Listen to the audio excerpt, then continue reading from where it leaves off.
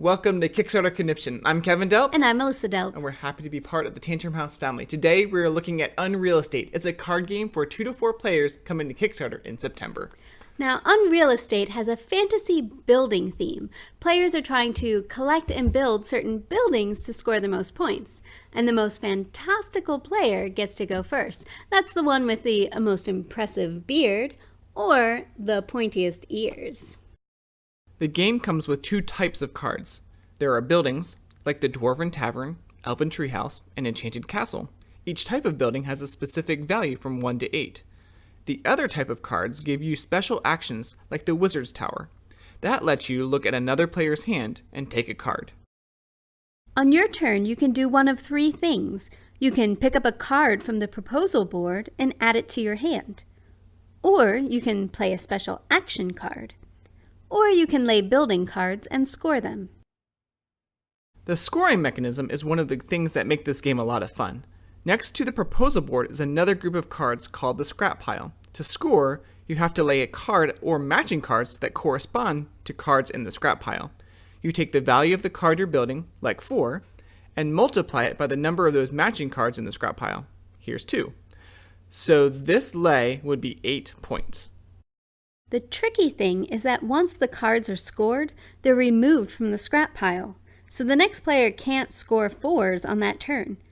But that doesn't necessarily mean you can never score 4s again. At the end of each round, any building cards that weren't picked up by players are added to the scrap pile.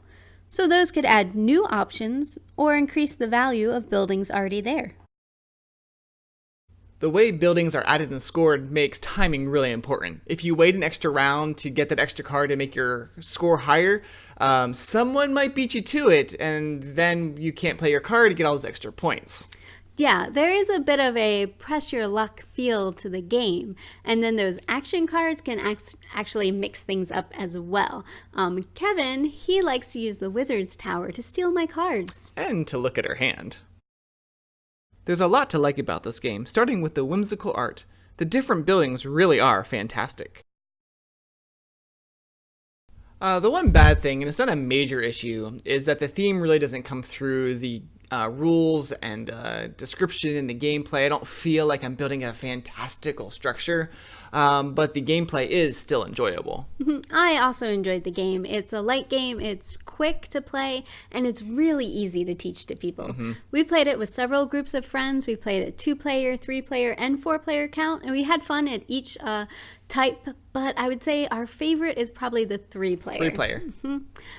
We had some friends who have asked us, when's the Kickstarter coming? Because they enjoyed it so much, they're really thinking about getting the game themselves to play with their families. I think this game is accessible for lots of types of people, for the casual gamer, for kids, for people who like filler games. I don't know if the hardcore serious gamer is going to jump on board, but it's a great option for bringing family members and friends to the game table who aren't gamers. It's it's easy, it's not too simple, so go check out Unreal Estate on Kickstarter.